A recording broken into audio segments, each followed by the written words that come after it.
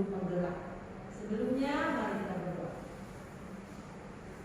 Terima kasih Tuhan untuk kesempatan pada siang ini. Tuhan memberikan kesempatan kepada kami untuk mengikuti sosialisasi program pendidikan guru penggerak. Kiranya Tuhan yang menolong kami supaya kami dapat mengerti dan dapat melakukannya di dalam proses belajar mengajar di sekolah kami. Terima kasih Tuhan, di dalam Yesus kami berdoa. Amin. Bapak Ibu, saya persilakan untuk berdiri. Kita menyanyikan lagu Indonesia.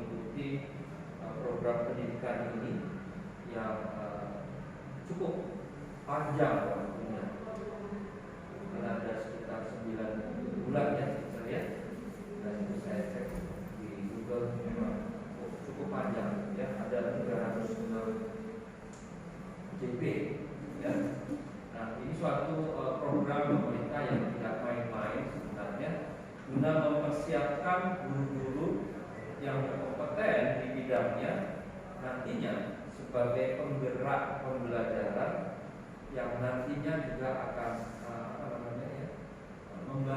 berkat ilmunya buat kita sekalian. Ya, dimana jika ya selama ini atau sebelum ini kita sering ya menjadi pusat pembelajaran ya kepada anak-anak, jadi guru adalah pusat ya, mereka sudah harus berubah ya, dimana anak-anak itulah yang menjadi pusat ya untuk penyampaian ilmu yang harus kita berikan buat mereka, dimana pembelajaran ke depan adalah suatu pembelajaran yang menyenangkan, menarik ya, sehingga diharapkan ke depan ya, pendidikan di Indonesia jauh lebih berkembang lagi ya dari selama ini.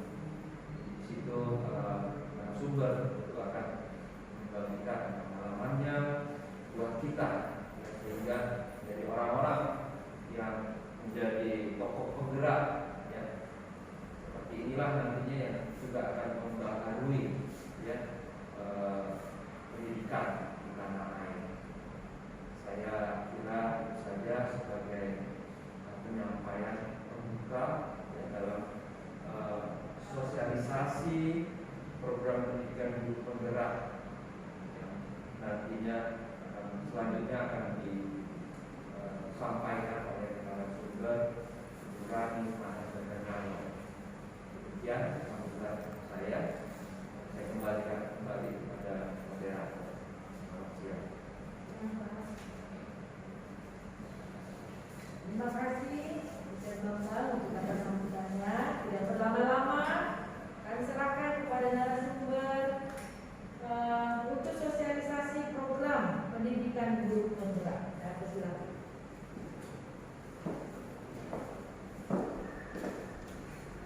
Baik, terima kasih untuk moderator dan Bapak Kepala Sekolah beserta guru-guru yang hadir pada kesempatan kali ini. Nah, di sini saya ingin sampaikan bahwa saya tidak menggurui, namun saya di sini akan menyampaikan tentang apa yang sudah saya pelajari tentang modul dari guru penggerak atau pendidikan guru penggerak yang sudah saya ikuti kurang lebih 3 bulan maksud saya. Dan terima kasih untuk Bapak Ibu guru yang sudah berkenan hadir di dalam sosialisasi program pendidikan guru penggerak yang dilaksanakan pada hari ini. Nah, sebelumnya di kesempatan ini dan sosialisasi ini saya harap kita tidak tegang ya biasa saja, maksudnya kita bisa di sini kita bisa saling diskusi mengenai apa yang kita bahas dalam sosialisasi hari ini. Nah, Bapak Ibu guru tentunya sudah tahu bahwa saya adalah calon guru penggerak beserta salah satu guru kita, Teacher Vera, yang dipilih dari SMA Kristen Basic. Nah, di dalam program guru penggerak kami juga memiliki fasilitator, di mana fasilitator saya ada di depan, Bapak Budi Hartono, dan ada juga pengajar praktik yang setiap bulannya akan selalu memperhatikan kinerja atau apa yang kami lakukan di dalam pendidikan guru penggerak tersebut. Dan beliau adalah Bapak Wawan Kurniawan. Oke? Nah,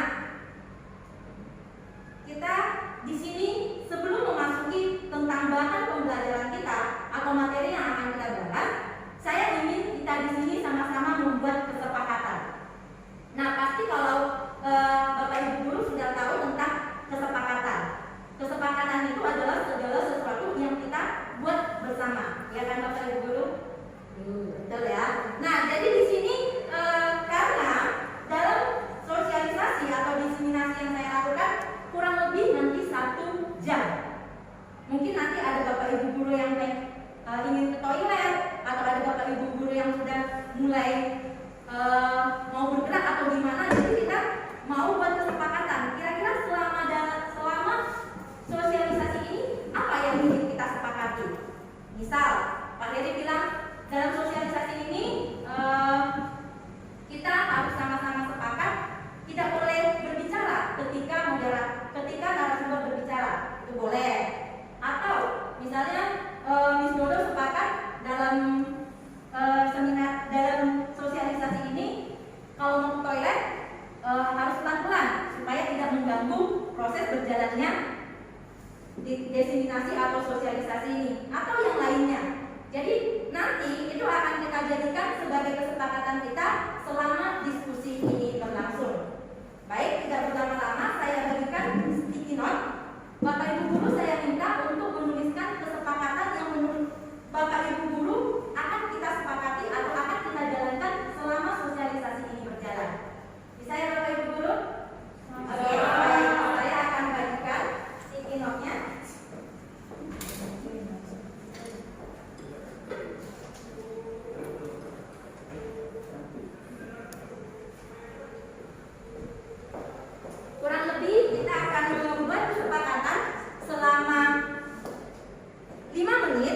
Dan hal ini akan kita sepakati sebagai sesuatu yang akan kita ikuti bersama selama sosialisasi ini berlangsung. Silakan Bapak Ibu Guru, ada yang belum dapat? Sudah dapat semuanya ya? Sudah. Baik, pada kesempatan ini saya persilakan untuk menulis kesepakatan yang menurut Bapak Ibu Guru akan kita lakukan selama sosialisasi.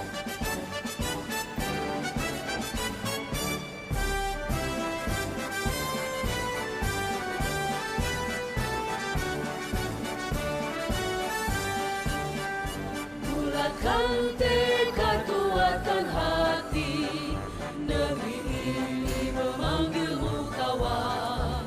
Belajar bergerak berbagi untuk negeri, guru penggerak majukan pendidikan. Guru penggerak menghamba pada murid, kreatif rancang pembelajaran. Hargai potensi, tingkatkan prestasi, lahirkan profil pelajar Pancasila. Belajar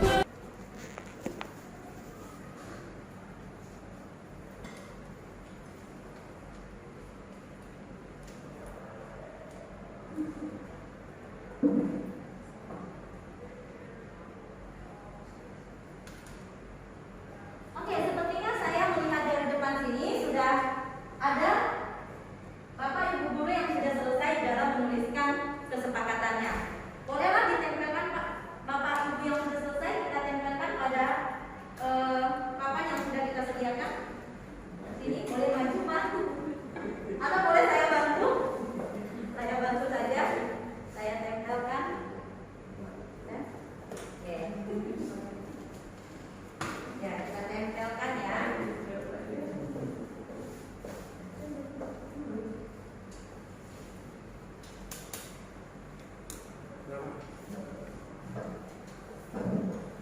Oke, di sini ada berbagai macam kesepakatan yang sudah Bapak Ibu Guru tuliskan. Nah, kita mau simpulkan apakah kesepakatan ini kita setujui secara bersama-sama. Karena apa yang menurut salah satu dari rekan kita belum tentu kita setuju. Baik, saya akan mulai membaca. Salah satu kesepakatan yang telah dituliskan oleh rekan kita, diperbolehkan ke toilet. Setuju ya? Setuju ya? Oke, baik. Jadi itu kesepakatan kita. Yang kedua, semoga tidak diberikan tugas. Oke, dalam hal ini kita tidak kayak bisnis ya. Bapak Ibu Guru memberikan. Oke, kita sepakat. Sepakat. Oke, next. Mengikuti sosialisasi dengan serius. Harapannya seperti itu ya. Oke. Selanjutnya, selama diseminasi berlangsung boleh ada briefing, ice briefingnya, supaya tidak tegang-tegang sekali. Pastinya, ya pastinya akan ada. Nah selanjutnya, kiranya berlangsung sosialisasi dapat diselesaikan paling lambat pukul 16.00. Sebelum itu kita akan selesaikan. Setuju ya Bapak Ibu? Oke, next. Ketika hendak ke toilet diharapkan tertib, jangan ribut. Oke, setuju ya Bapak Ibu? Jadi nggak usah kita mau permisi, nggak ada kayak gitu. Bisa keluar, tapi dengan tertib. Dan selanjutnya, ini ada terbalik, kita balikan dulu. Oke. Boleh bertanya ketika saat menjelaskan. Setuju Bapak Ibu Guru? Kita ada sesi bertanya? Kira-kira setuju? Setuju. Oke, boleh. Jadi dari yang kita buat saat ini, apakah semua Bapak Ibu Guru yang hadir pada diseminasi ini setuju? Setuju? Setuju. Oke, terima kasih. Kayaknya udah mulai lelah ya, udah mulai capek. Oke, baik. Nanti akan ada ice briefingnya kita akan lakukan. Jadi ini kesepakatan kita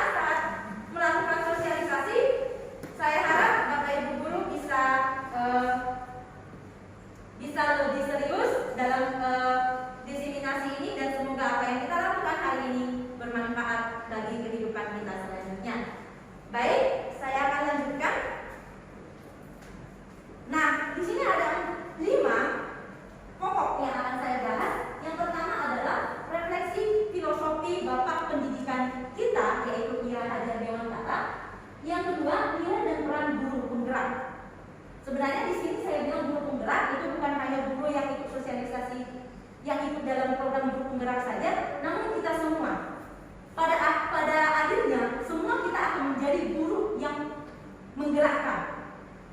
Dengan adanya guru penggerak, maka kita akan bisa menggerakkan siswa-siswi kita ke hal-hal atau ke arah yang lebih baik. Yang ketiga, nanti saya akan membahas visi guru penggerak. Selanjutnya ada budaya positif dan implementasi tentang budaya positif tersebut. Oke, di sini ada pertanyaan, bukan kuis ya Bapak Ibu, pertanyaan. Kira-kira kita coba berikan pendapat kita masing-masing.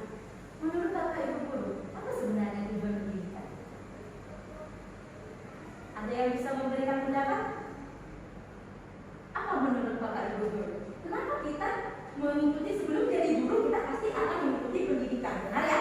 Dari SD, SMP, SMA, kuliah, itu adalah pendidikan. Bahkan di lingkungan kita juga kita mengikuti pendidikan. Kira-kira apa sih tujuan pendidikan itu? Bisa memberikan pendapatnya? Ya. Ayo, ya boleh. Menurut saya tujuan itu selain untuk menambah wawasan anak sendiri, yang terus membuat pola pikirnya semakin luas dalam berperilaku maupun dalam bertutur kata. Oke. Ya, jadi saya sih ada dua, jadi satu untuk menambah pengetahuan dia, yang tadinya dia tidak tahu minim akan suatu hal, dia menjadi tahu. Yang kedua untuk memperluas wawasan dia, sehingga membentuk karakter dia menjadi orang yang baik. Oke, jadi boleh saya ambil ya. Oke, terima kasih Miss Elizabeth. Jadi yang pertama itu memperluas wawasannya secara intelektual, dan yang kedua adalah memperbaiki karakternya. Bisa disimpulkan seperti itu ya, Miss. Oke, terima kasih. Kira-kira ada yang lain yang berpendapat? Pak Bambang ya, silakan Pak. Sama, pertama yang untuk memberi suatu pengetahuan, kemudian juga memberikan suatu keterampilan maupun pengalaman-pengalaman bagi peserta didik, sehingga pada akhirnya para peserta didik dapat mewujud nyatakan pengetahuan dan keterampilannya guna menjadi modal bagi kehidupan si peserta didik jika dia sudah atau menjalani kehidupan yang sesungguhnya. Untuk dunia kerja, mempersiapkan untuk dunia kerja ya, dunia sebenarnya dia. Oke, terima kasih Pak Bambang dan rekan-rekan yang sudah memberikan pendapat. Mungkin ada juga beberapa orang tua atau anak didik kita yang berpendapat bahwa pendidikan itu adalah untuk mendapatkan ijazah.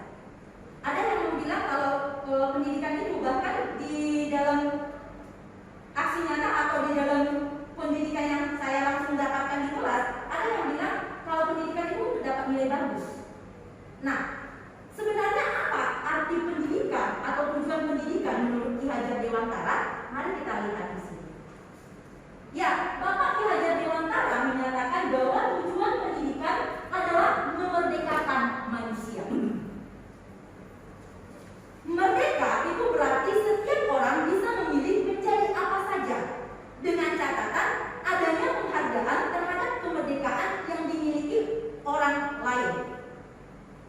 Nah, Ki Hajar Dewantara sebagai Bapak Pendidikan Indonesia menjelaskan bahwa tujuan pendidikan yaitu menuntun segala program yang ada pada anak-anak agar mereka dapat mencapai keselamatan dan kebahagiaan. Jadi Ki Hajar Dewantara menyatakan dengan adanya kemerdekaan, dengan adanya penuntunan kita terhadap anak-anak sesuai kodratnya, maka anak-anak akan selamat dan bahagia yang setinggi-tingginya, sehingga hal itu dapat membuat dia lebih baik menuju ke kehidupan atau kenyataannya. Nah, ketika mempelajari ini, kami diberikan tentang pengertian tentang PISA. Ada Bapak Ibu yang tahu tentang PISA? PISA. Ada? Oke, sebagai tambahan ilmu bagi kita, PISA itu adalah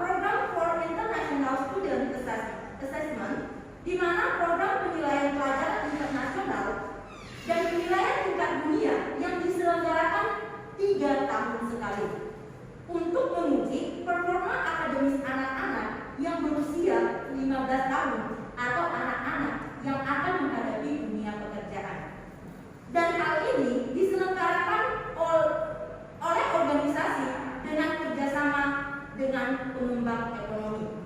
Nah, berdasarkan hal itu, ketika mengikuti tes PISA, Indonesia pada beberapa tahun belakangan, karena dia per 3 tahun, saya bacakan di sini dari data yang saya dapat. Ini sumbernya OECD. Pada tahun 2000, Indonesia berhasil meraih peringkat 39 dari 41 negara. Cukup di bawah ya. Oke, pada tahun 2003, Indonesia berhasil meraih peringkat 38 dari 39 negara yang mengikutinya. Pada tahun 2006, dari 57 negara, kita berhasil di peringkat 50. Begitu sampai selanjutnya, pada tahun 2018, kita masuk di peringkat 72 dari 78 negara. Dan pada kenyataannya, peringkat 1 adalah negara yang sangat dekat dengan kita, terkhusus kita yang di daerah Batam ini. Siapa itu Bapak Ibu Guru? Singapura. Ya, jadi Singapura berada di ranking pertama. Kita yang dekat dia jauh sekali tertinggal. Ranking 72 dari 78. Mengapa saya sampaikan hal ini? Nah, berdasarkan tes PISA, yang diuji itu adalah kesiapan anak-anak atau kesiapan yang mengikuti tes itu untuk dunia kerja. Pada kenyataannya, Indonesia tidak memiliki, masih kurang, bukan tidak memiliki ya, masih kurang tentang hal tersebut. Dari beberapa hal, kita masih sering berdasarkan studi ini atau berdasarkan pengamatan ini, ternyata negara kita masih mendominasi pendidikan untuk intelektual saja, tidak untuk dunia nyata. Itu kenyataannya. Padahal di negara-negara maju dan negara berkembang, saya baca waktu tahun 2018 itu ternyata Thailand yang menurut kita belum jauh dari kita, ya sama-sama berkembang ya, itu di atas kita Bapak Ibu.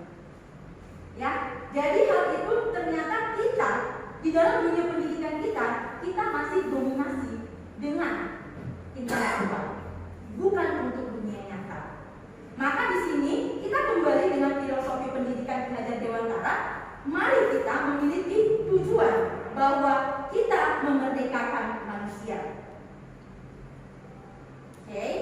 Nah, seperti yang tadi dikatakan, menuntun. Jadi sebenarnya Bapak Ibu, siswa yang diberikan kepada kita untuk kita didik itu bukan seperti kertas putih, bukan.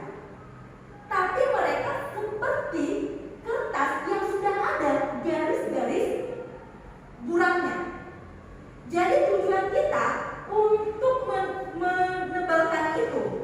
Tujuan kita adalah menuntun anak-anak untuk menebalkan itu, bukan kita yang menebalkan. Tapi anak-anak yang kita tuntun. Mari tuntun anak-anak itu untuk menebalkan. Mungkin Bapak Ibu Guru di dalam praktiknya Samsung sudah ada yang melakukan ini, di mana Bapak Ibu Guru sudah melakukan pembiasaan dalam Merdeka Belajar. Anak-anak diberikan kesempatan untuk melakukan diskusi, kita berikan arahan, atau melakukan program-program seperti praktikum dan lain sebagainya. Pasti sudah ada. Nah, dan Ki Hajar Dewantara dalam hal ini menyatakan bahwa itu adalah memerdekakan manusia, seperti itu. Nah, jadi di sini seperti yang dikatakan tadi, ada kodrat daripada manusia tadi atau peserta didik tadi. Ada 2 kodrat yang diceritakan di sini. Yang pertama adalah kodrat alam yang memiliki pengertian sifat dan bentuk lingkungan di mana anak berada. Jadi alam yang ada di sekitar anak tersebut. Dan kodrat zaman itu adalah isi dan kiraan. Jadi dari hal ini, ketika mempelajari hal ini, ternyata anak didik itu diibaratkan seperti benih. Ya, anak didik itu diibaratkan seperti benih. Maka kita harus memperhatikan lingkungan sekitarnya ketika kita ingin menanam benih ini dan menjadikan benih ini tumbuh lebih baik. Benar ya Bapak Ibu? Kalau kita menanam benih, pasti kita perhatikan lingkungannya. Jangan sampai ada di sini banyak hama, atau jangan sampai banyak di sini parasit-parasit yang mengganggu dia.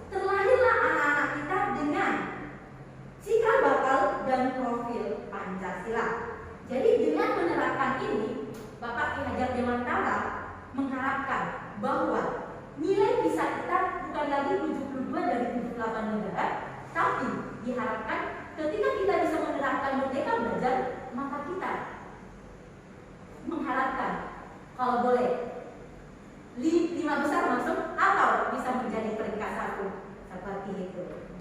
Nah, selanjutnya seperti yang dikatakan tadi, menciptakan siswa yang memiliki profil pelajar Pancasila. Di sini saya hanya menyampaikan ada 6 profil pelajar Pancasila. Apa itu? Yang pertama, beriman, bertakwa kepada Tuhan Yang Maha Esa.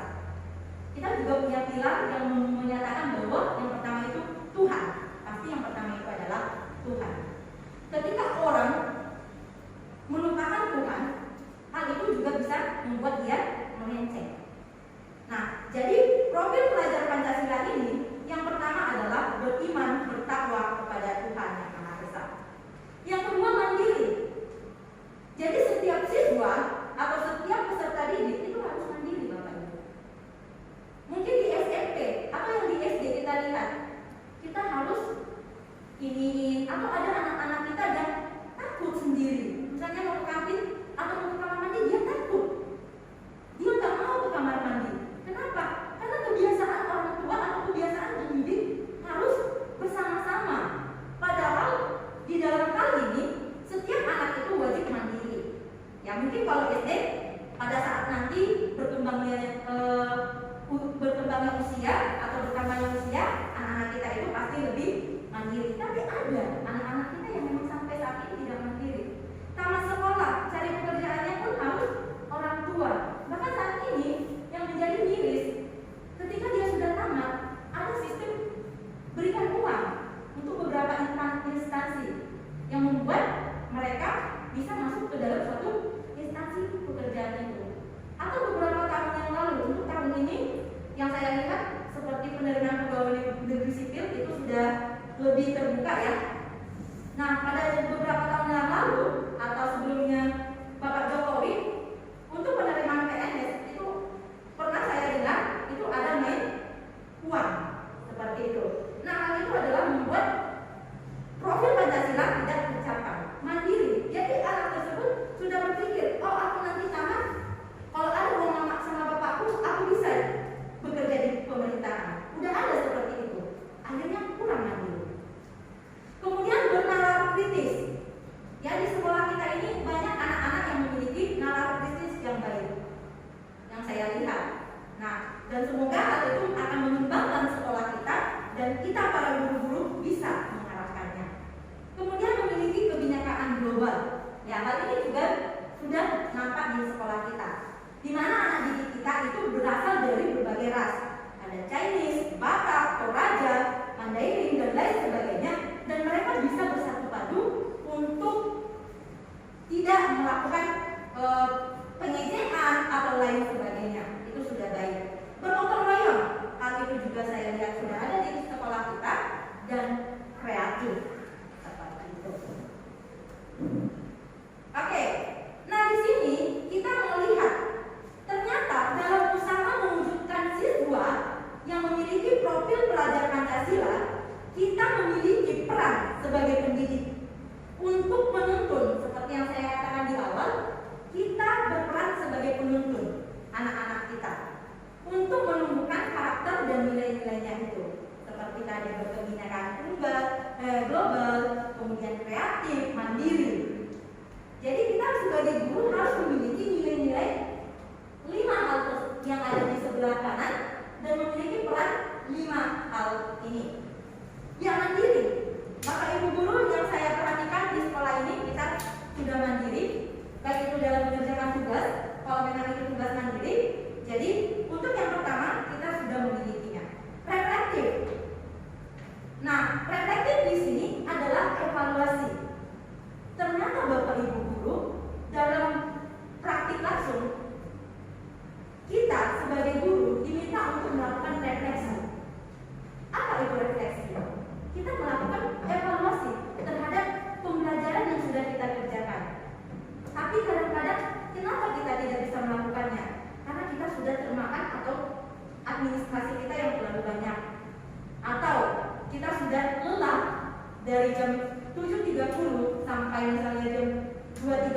saat ini dalam mengajar. Pada kenyataannya, untuk guru-guru diminta selalu melakukan refleksi atau evaluasi. Ya. Nah, yang ketiga, kolaboratif. Saya juga sudah melihat Bapak Ibu guru yang ada di sekolah basic itu sudah memiliki kolaboratif yang cukup baik. Kerjasama. Misalnya ketika kita merayakan suatu event Natal, Bapak Ibu guru yang terpilih panitia atau yang tidak terpilih panitia juga sama-sama bekerja sama untuk terwujudnya event yang sudah ditentukan. Ini sudah inovatif. Nah, di sini inovatif harus tetap kita galakkan. Kita bisa memiliki penemuan baru atau inovasi baru daripada sistem pembelajaran kita atau hal-hal yang kita kerjakan di dalam sekolah. Dan yang terakhir, berpihak pada siswa. Sekarang Bapak Ibu guru, kita bisa merefleksikan diri kita sendiri. Benarkah kita sudah berpihak pada siswa?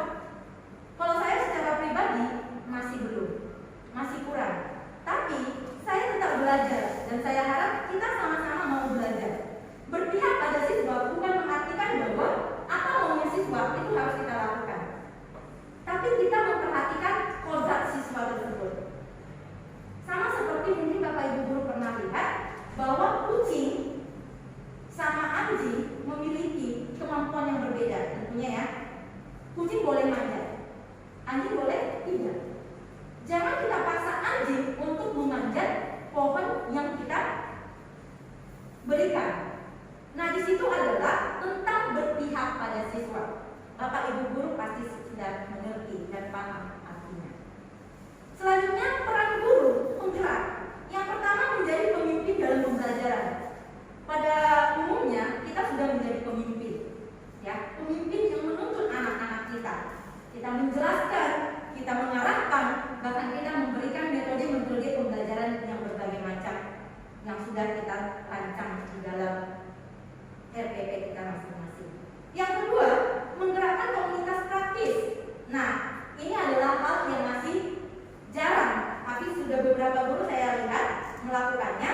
Jadi menggerakkan komunitas praktis, misalnya seperti mengikuti MGP, kemudian mengikuti PGRI, ada ya komunitasnya, masih jarang kita lakukan. Kemudian menjadi coach bagi guru lain.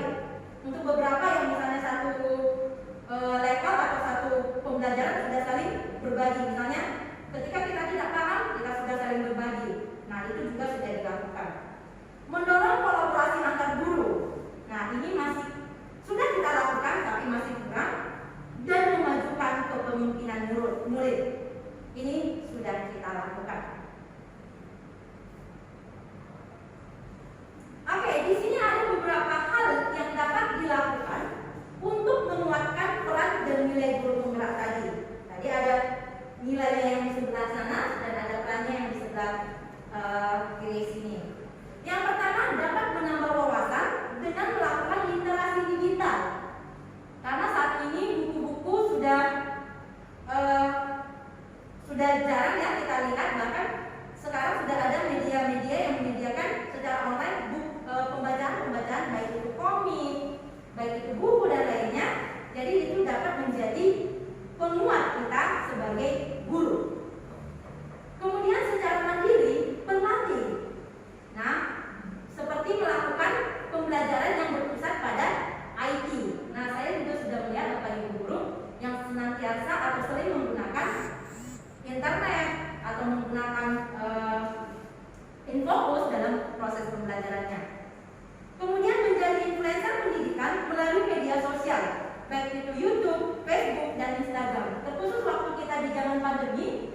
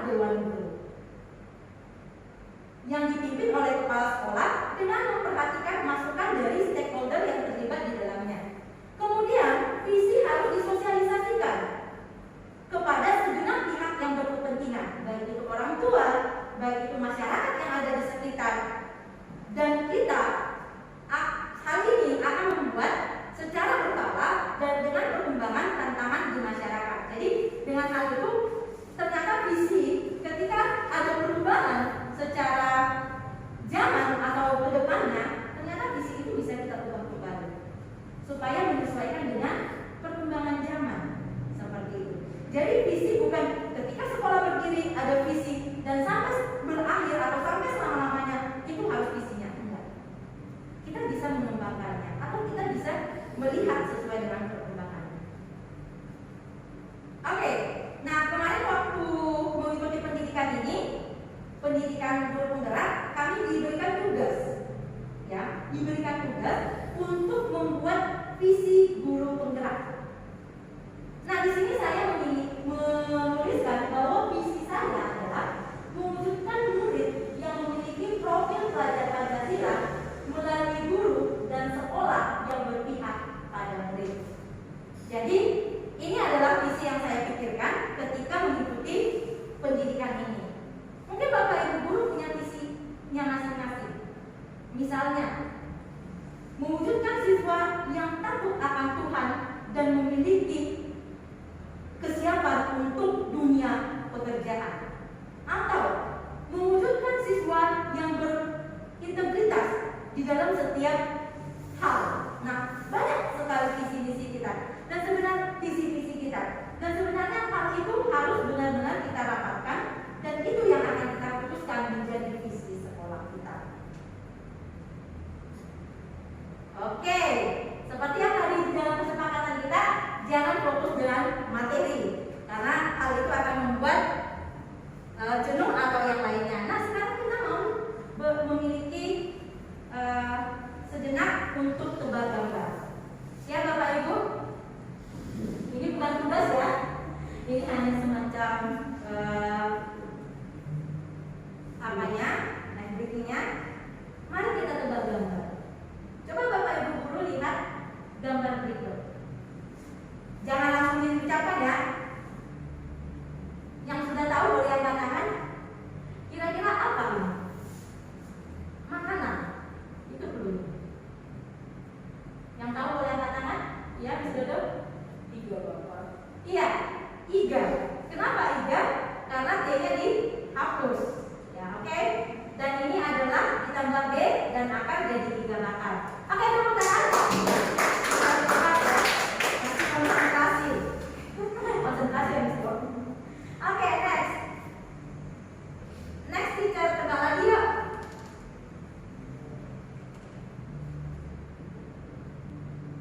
Yang bisa boleh angkat tangan.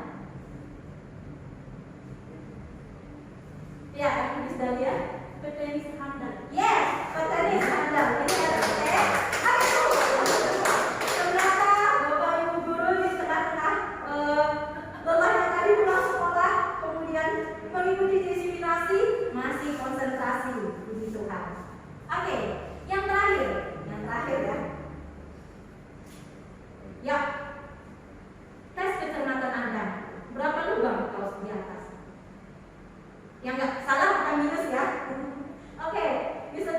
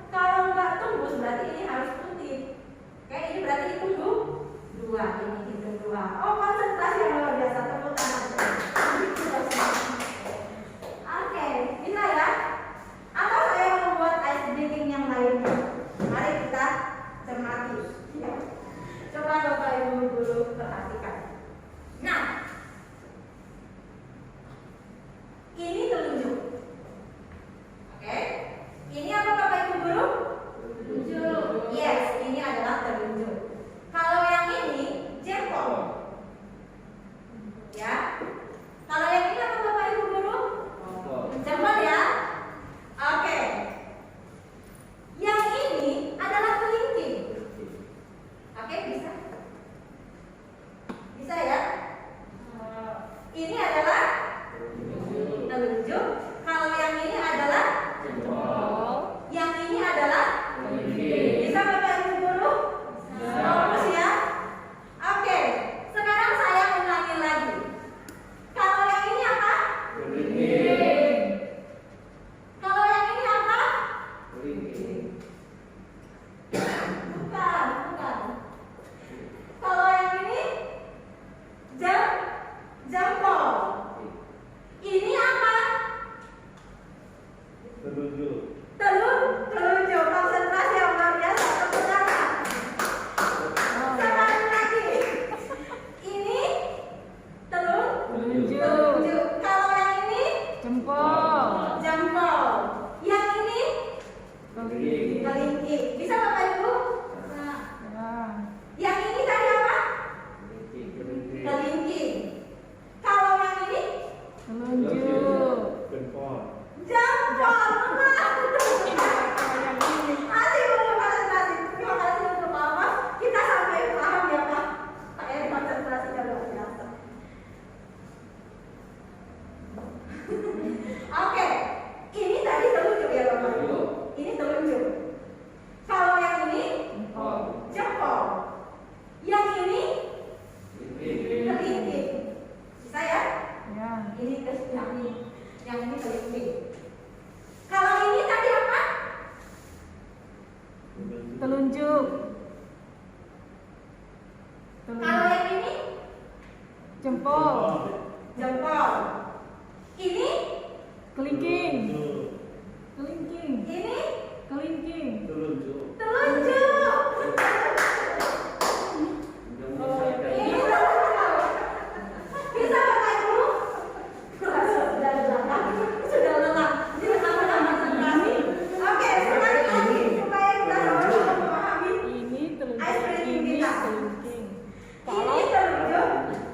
Kalau yang ini jempol. Jempol. Yang ini kelingking. Bisa? Kayaknya ada beberapa ya. Oke, kalau tidak kita laksanakan. Nah, sekali lagi. Ini telunjuk. Kalau yang ini jempol, ini yang ini kelingking. Oke? Kita ulangi. Saya bertanya kepada Bapak Ibu guru. Ini apa? Ini Telunjuk. telunjuk. Ini apa? Telunjuk. Telunjuk. Kalau yang ini Jempol. jempol, benar. Yang ini, Telunjuk. yang ini Oh, kelingking. kelingking. Oke, kalian semua sudah paham permasalahan sebelumnya. Jadi kita tidak berbicara tentang apa yang Bapak Ibu guru lihat, tapi kita berbicara tentang kalimat pembukanya. Ini setiap saya bilang awalan ini berarti itu menyatakan telunjuk. Kalau yang ini berarti Jempol. jempol. Yang ini kelingking. Jadi walaupun saya tunjukkan ini, kalau yang saya bilang kalau ya ini harusnya kalau yang ini ya Bapak Ibu guru. Tapi kalau saya bilang ini harus kita jawab telunjuk. Tapi kalau saya bilang yang ini baru kelingking. Apa namanya? Bisa ya? Sudah mulai fokus. Oke, ini kita lama lagi kita akan akhiri. Oke, selanjutnya. Dan ini adalah modul yang akan kita perhatikan tentang budaya positif. Oke, kalau berbicara tentang budaya positif Bapak Ibu guru, hal-hal positif apa yang ada pada anak didik kita? Boleh lah ya, main teacher saya tanyakan untuk Miss Dahlia sebagai main teacher dari Joshua. Kira-kira hal positif yang dilihat dari anak-anak di situ apa? Selama yang saya Pembelajaran. Ya, oke. pembelajaran Jujur. Ada yang lain? Kira-kira 5 lah boleh disampaikan. Sopan.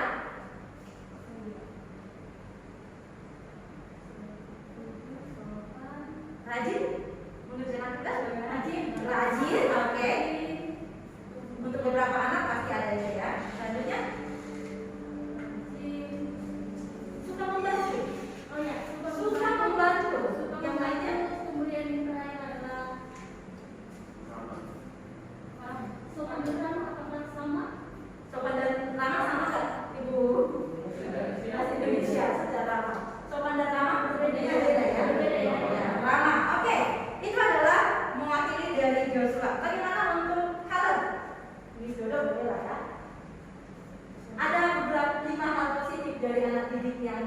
perhatikan. Bisa itu dari kelas Miss, bisa itu dari kelas yang Miss ajari atau lain sebagainya. Sama sih sepertinya, cuma langsung contohnya ditinggalkan ya. Iya, Kalau mau berbanyak lapangan, ya, menghargai ya. menghargai, kita masuk, menutup pintu. Ya, Ketika ingin meninggalkan tempat duduknya, mengangkat kursi dan memasukkan meja. oke. Tapi ya, tanggung Tanggung jawab boleh ya, tapi dan tanggung jawab ya jadi satu kesatuan di dalamnya. Oke, ada lagi? Mungkin itu aja ya. Untuk mewakili Moses kelas 3 kita. Apa? Miss Jumala? Tentang hal positif yang bisa lihat selama ini. Mereka bisa bekerja sama. Kerjasama luar biasa. Ramah, Jujur, menolong, suka menolong, rajin. Oke, terima kasih Bapak Ibu guru yang sudah menyampaikan beberapa hal positif yang ada pada anak didik kita. Nah, di sini kita akan bahas tentang budaya positif. Apa itu budaya positif? Nilai-nilai dan keyakinan-keyakinan dan kebiasaan-kebiasaan di sekolah yang berpihak pada siswa atau murid agar murid dapat berkembang menjadi pribadi yang kritis, penuh hormat dan tanggung jawab. Sekali lagi di sini saya tegaskan berpihak pada murid. Oke, banyak budaya positif yang tadi sudah Bapak Ibu guru sampaikan. Di sini juga saya sampaikan lagi berbagai hal tentang budaya positif itu religius. Ya, Bapak Ibu pasti lihat anak-anak didik kita saat homeroom ada yang benar-benar dengan khusyuk dia berdoa atau bahkan yang lainnya. Bahkan akademis dalam pembelajaran dia bisa meraih nilai yang baik atau yang lainnya. Demokrasi, disiplin, jujur, kerja keras, kolaboratif, toleran, menghargai inovasi, transparan, bertanggung jawab, berbagi, cinta lingkungan, cinta tanah air, dan semangat kebangsaan. Ini adalah beberapa contoh dari yang sudah Bapak Ibu guru sebutkan tadi. Nah, di sini saya punya kegiatan pemantik. Bapak Ibu guru bisa cari pasangannya ya. Oke. Nah, di sini ada tugas, bukan tugas nilai ya. Kalau kesepakatan kita tadi jangan dikasih tugas. Ini hanya untuk pemantik saja Bapak Ibu. Jadi tugas Anda adalah coba cari pasangan dan salah satu pasangan kalian mengepal tangan. Coba Anda bayangkan bahwa Anda menyimpan sesuatu yang sangat berharga di dalam tangan tersebut. Kalau memang yang berharga itu adalah suatu cincin emas atau cincin pernikahan, itu yang sisa kepala saat ini kita bayangkan. Anda perlu menjaga benda tersebut sekuat tenaga Anda, karena barang itu penting banget, sangat penting. Kalau bilang kayaknya, aduh, sayang banget, ini adalah hal yang berharga sama saya gitu. Nah, tugas dari rekan pasangannya tadi itu adalah mencoba dengan segala cara untuk membuka kepalan tangan tadi. Ya, teman Anda boleh membujuk, menghadir, menggoda, bahkan menawari suatu tawaran, entah uang kah itu atau nanti aku traktir deh gitu, untuk membuka kepalan tadi. Saya berikan waktu untuk 1 menit, nanti kita akan tanya masing-masing pasangan tadi. Boleh Bapak Ibu dulu, Pak? Ya, misalnya nih, saya pasangan, oke, karena di sini ada pasangan kita kaki karena saya sebagai pemateri jadi kakak coba. Ini adalah barang yang sangat berharga sama saya. Dijaga. Oh, maksa ya, saya. Oke, Bapak Ibu, 1 menitnya masih berlangsung. Ya, kira-kira kayak tadi teman saya, pasangan saya minta supaya dia masak, dibuka tangan saya sampai kesakitan. Coba Bapak Ibu guru boleh dengan berbagai hal, boleh dengan ini, atau lain sebagainya. Coba dibuka tangan. Buka, kalau nggak buka nanti awas kamu. Boleh. Ya, Boleh langsung saya baca Pak. Garis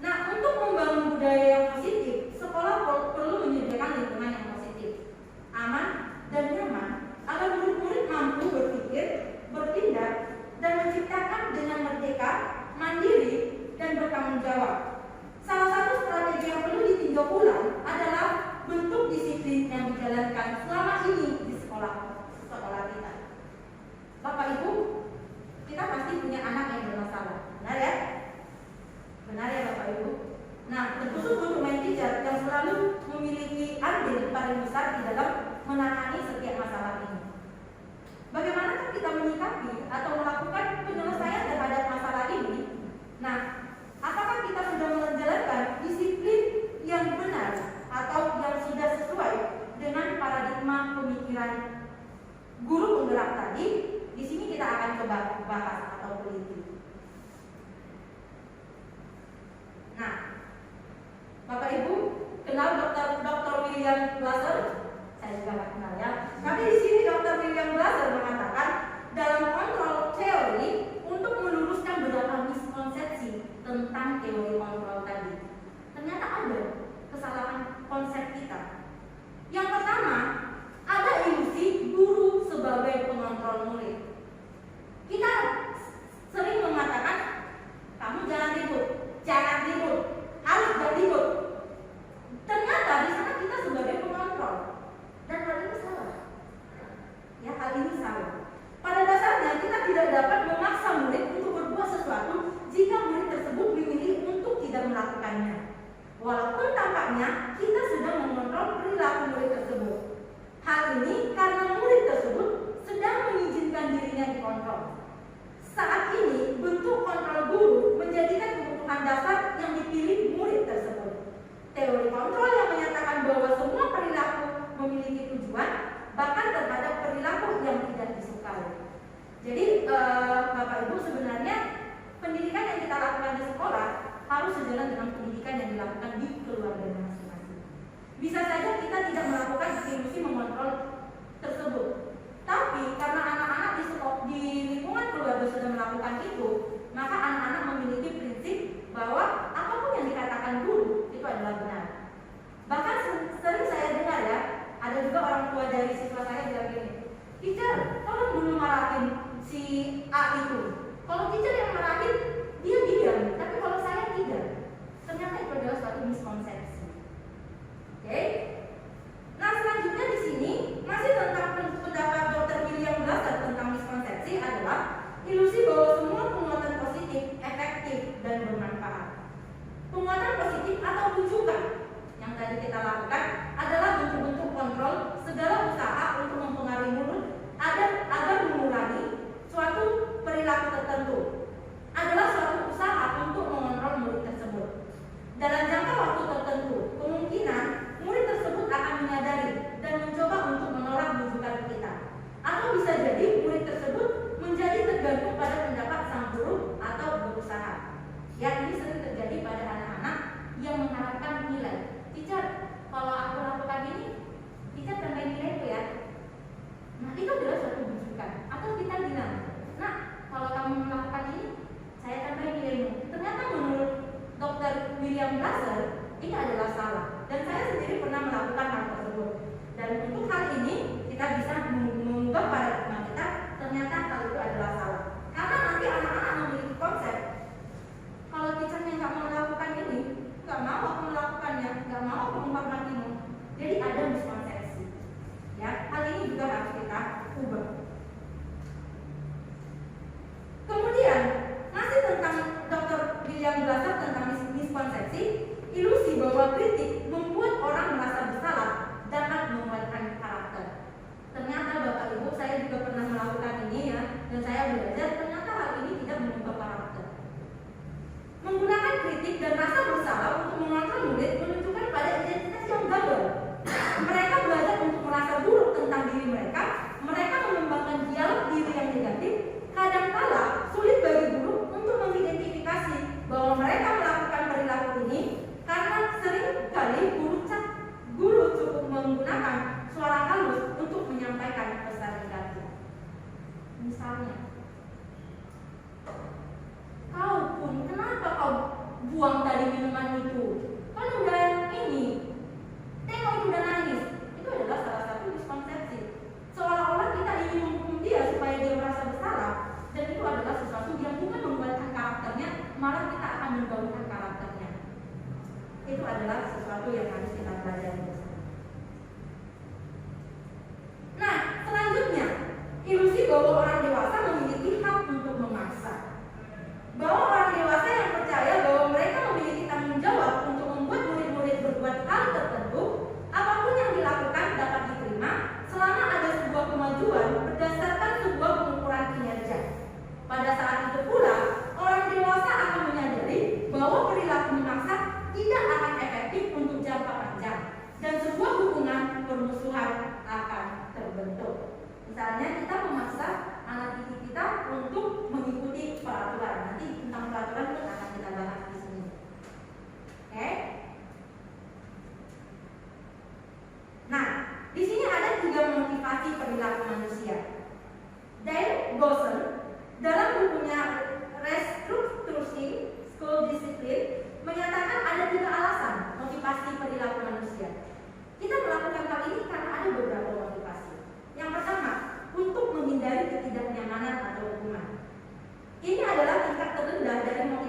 perilaku manusia.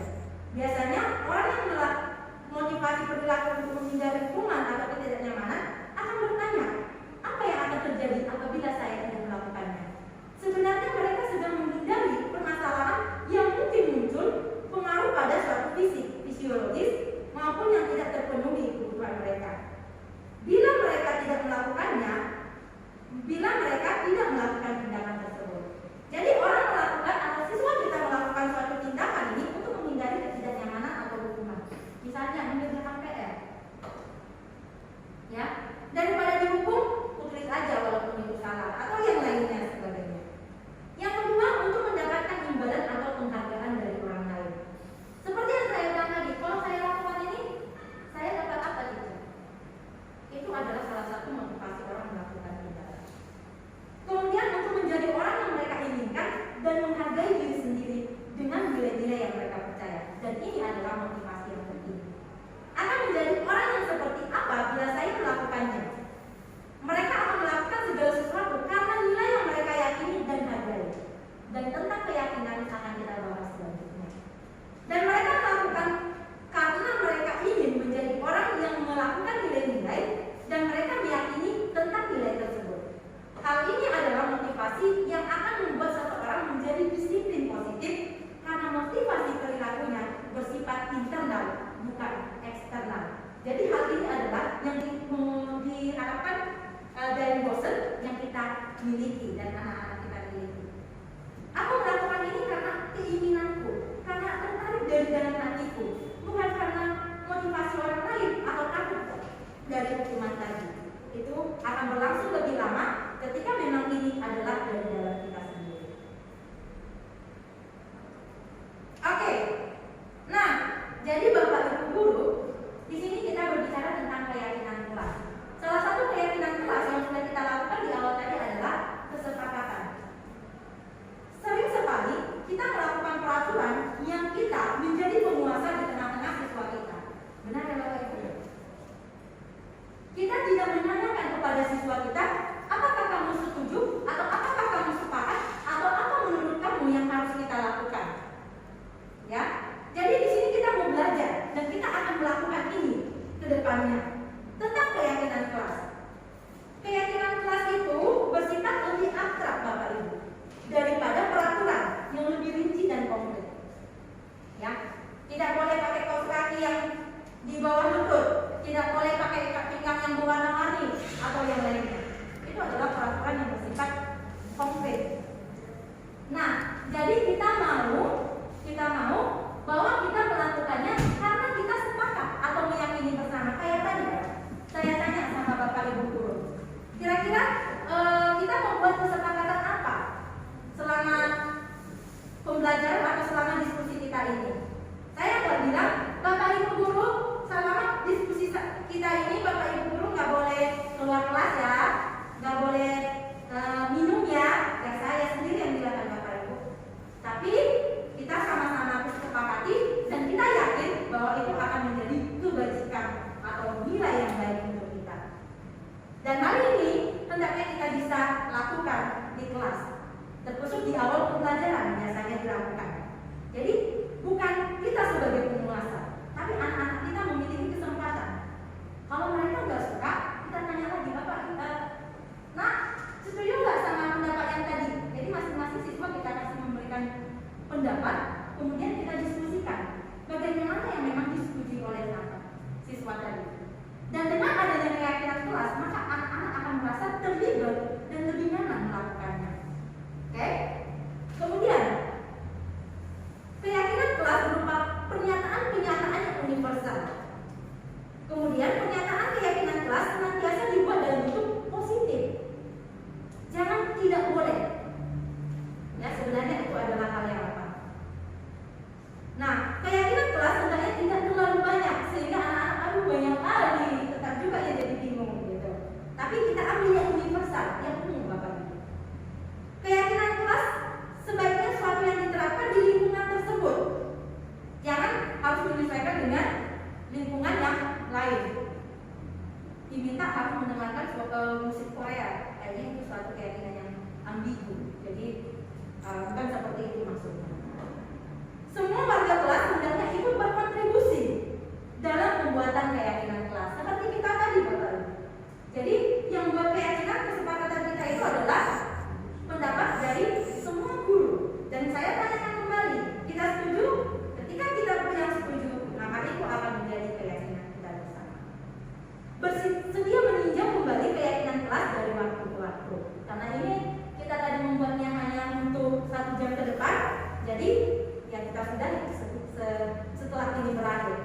Tapi kalau untuk membuat kesepakatan kelas, ya saya juga sudah karena belajar kemarin saya aplikasikan di beberapa kelas yang saya lakukan. Saya kata di sini juga ada kesepakatan kelas bersama Moses One. Ini akan saya tinjau. Ketika kami sudah sepakat, ketika misalnya ternyata di dalam lapangan hal ini adalah sesuatu yang susah untuk dilakukan oleh siswa, kita tinjau kembali dari waktu ke waktu. Ya. Oke, prosedurnya ada di sini. Yang pertama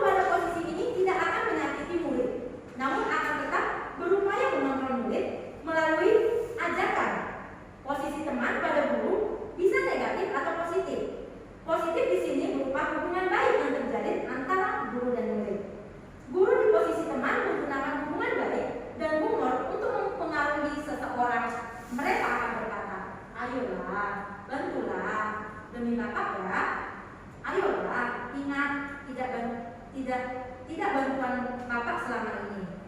Ya sudah, kali ini tidak apa-apa. Nanti Ibu bantu bereskan ya. Hal negatif dari posisi teman adalah bila suatu saat guru tersebut tidak membantu, maka murid akan kecewa walaupun tidak semuanya baik ya. Dan tidak mau lagi berusaha. Hal lain yang mungkin timbul adalah murid hanya akan bertindak untuk guru tertentu dan tidak untuk guru lain. Jadi misalnya ketika kita bertindak sebagai teman, maka murid itu hanya melakukan kepada kita, ya. Jadi guru yang lain gimana? Nggak dipatuhi. Seperti misalnya anak-anak kita, untuk yang kita mereka iya, padahal untuk yang lain tidak. Nah ini adalah hal yang juga bisa kita ubah. Ya. Nah selanjutnya sebagai monitoring atau pemantau. Monitoring berarti mengawasi. Pada saat ini kita mengawasi, kita bertanggung jawab atas perilaku orang-orang yang kita awasi. Posisi pemantau berdasarkan pada peraturan-peraturan dan konsekuensinya. Dengan menggunakan sanksi atau konsekuensi, kita dapat memisahkan hubungan pribadi kita dengan murid. Sebagai seseorang yang menjalankan posisi pemantau, pertanyaan yang biasa diajukan adalah peraturannya apa? Apa yang telah kamu lakukan? Sanksi atau konsekuensi yang kamu mau apa? Nah, seorang pemantau sangat mengandalkan perhitungan, catatan, data yang dapat digunakan sebagai bukti atas perilaku seseorang.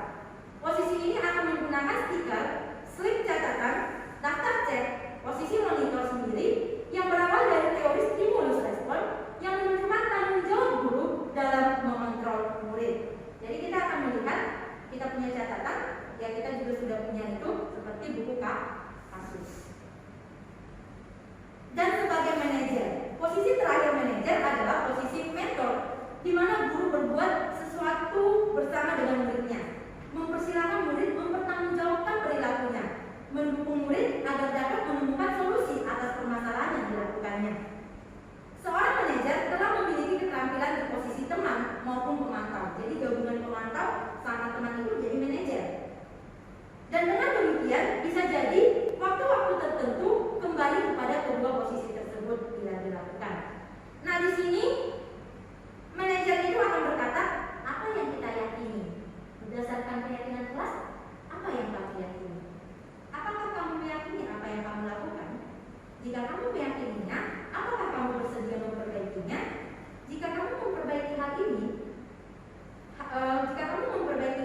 hal ini menunjukkan tentang apa dirinya? Apa rencana yang kamu lakukan untuk memperbaiki hal ini? Nah itu dia. Nah jadi di sini ketika kita melakukan hal tersebut, maka tibalah kita ke dalam restitusi. Ya, jadi sebenarnya posisi penghukum tadi, posisi yang tadi guru itu yang terbaik adalah yang mana kira-kira Bapak Ibu? Iya, sebagai manajer. Dan di sini akan ada restitusi. Restitusi adalah sebuah cara menanamkan disiplin positif pada murid. Restitusi adalah proses menciptakan kondisi bagi murid untuk memperbaiki kesalahan mereka sehingga mereka bisa kembali pada kelompok mereka dengan karakter yang lebih kuat. Nah, perlu kita ketahui bersama Bapak Ibu, restitusi bukan untuk menebus kesalahan, namun untuk belajar dari kesalahan. Kalau kita belajar dari kesalahan, atau anak-anak kita belajar dari kesalahan, diulangi lagi nggak kira-kira? Tidak lagi ya. Nah, kemudian restitusi itu memperbaiki hubungan. Terkadang Bapak Ibu sadar atau tidak sadar, ketika kita menghukum siswa, akan ada rasa benci siswa kepada kita. Ya, guru-guru tersebut, anak-anak tersebut akan merasa, kok bapak ini kayak gini, kok ibu ini kayak gini, jadi nggak suka lah. Gitu. Nah, jadi sebenarnya kalau restitusi itu bukan untuk merusak, tapi memperbaiki hubungan. Kemudian restitusi adalah tawaran, bukan paksaan. Dan restitusi itu menuntun dan melihat ke dalam diri. Restitusi diri adalah cara yang paling baik. Nah, jadi di sini ada segitiga restitusi. Di sini kita bisa melakukannya ketika anak-anak kita mengalami masalah. Yang pertama ada dengan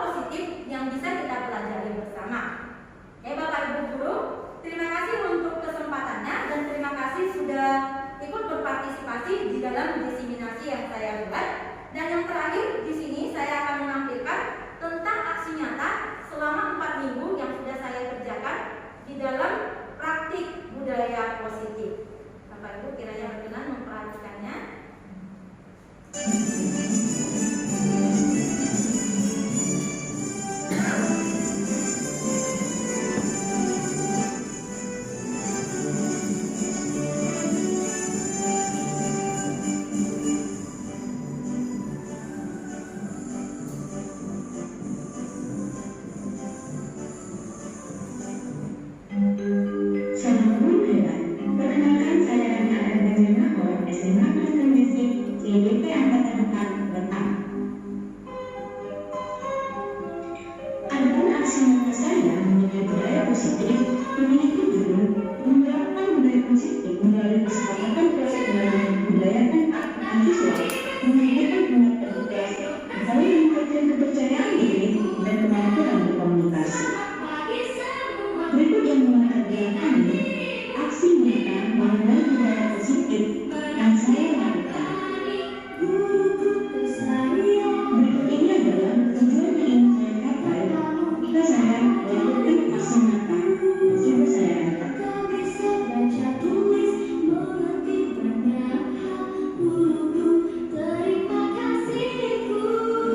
Dan berikut ini adalah tolak ukur yang menjadi pencapaian yang akan saya ucapkan.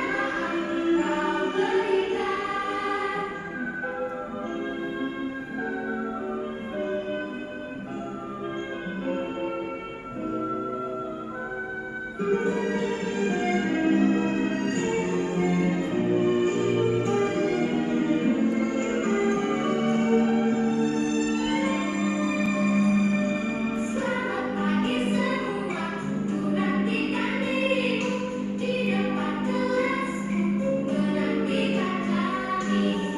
Dalam pelaksanaan aksi nyata ini ada beberapa dukungan yang saya butuhkan. Tak bisa baca tulis, mengerti namaku, terima kasihku.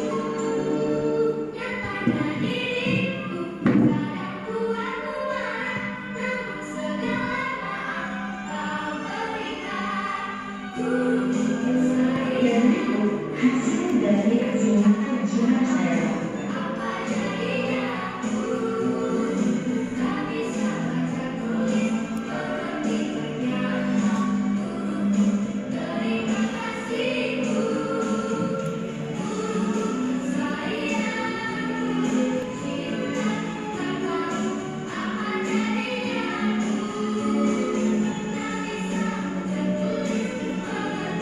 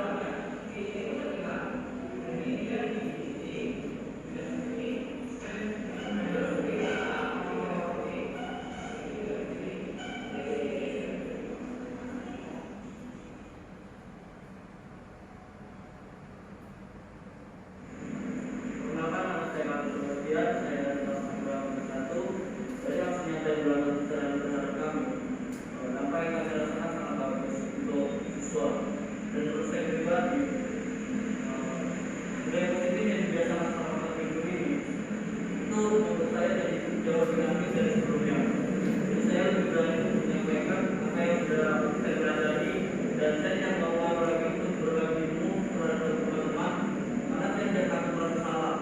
Karena keterangan ini menurut kami semua rata. Dia tidak memilih siapa yang lebih pintar, siapa yang lebih kurang pintar, tapi dia sama-sama membangun kami untuk kami sama-sama bisa. Dan untuk kesepakatan kelas, kami tidak saja jauh lebih nyaman karena menurut kami kesepakatan kelas yang para itu harus kami lakukan karena itu kami sendiri yang buat, bukan dengan sekian dari sekolah atau dari guru. Jadi kami melakukannya sangat nyaman dari sebelum-sebelum aturan-aturan sebelumnya. Dan mereka evaluasinya semoga metode ini tidak hanya akan terikat oleh tugas kita ini sebagai penggerak, tapi dilakukan secara seterusnya. Dan harapan saya sebagai guru sekolah kami dapat melakukan seperti apa yang dilakukan secara sebagai guru penggerak. Sekian dan terima kasih.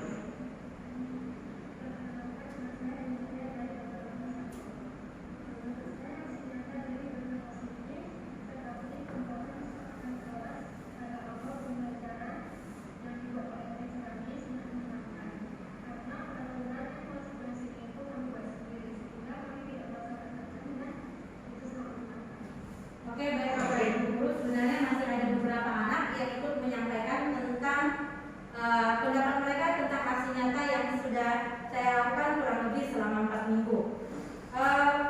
Seperti yang tadi, bahwa salah satu nilai guru adalah reflektif. Pada kesempatan ini, saya kembali mengucapkan terima kasih untuk Bapak Ibu guru yang berkenan menyediakan waktu untuk hadir dalam diseminasi ini.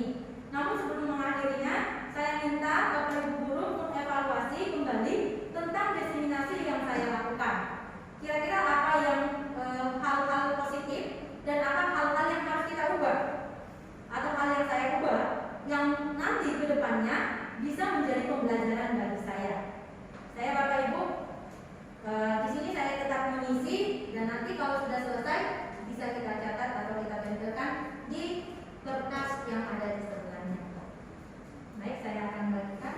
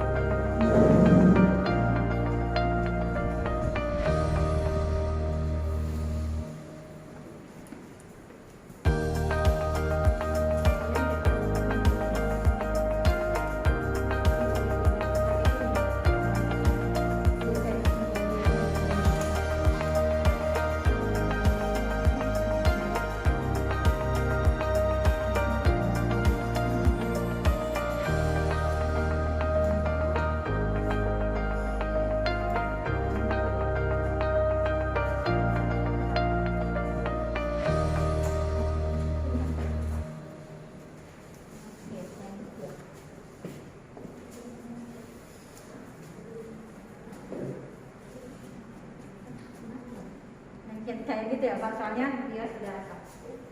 Oke, baik Bapak Ibu, terima kasih untuk kesempatannya dan tibalah di penghujung acara. Kita akan mengakhiri pertemuan kita desiminasi ini. Sekali lagi saya ucapkan terima kasih untuk kehadirannya dan kiranya ilmu ini dapat bermanfaat bagi kita semuanya. Di sini saya akan tutup pertemuan kita. Kita satukan hati kita berdoa. Terima kasih Bapak di surga buat segala kesempatan yang masih Tuhan izinkan kami bisa melakukan sosialisasi program guru penggerak kami mengenai budaya positif. Terima kasih Tuhan untuk penyertaan-Mu ya Tuhan dari diskusi kami dari awal pertengahan hingga akhirnya ya Tuhan.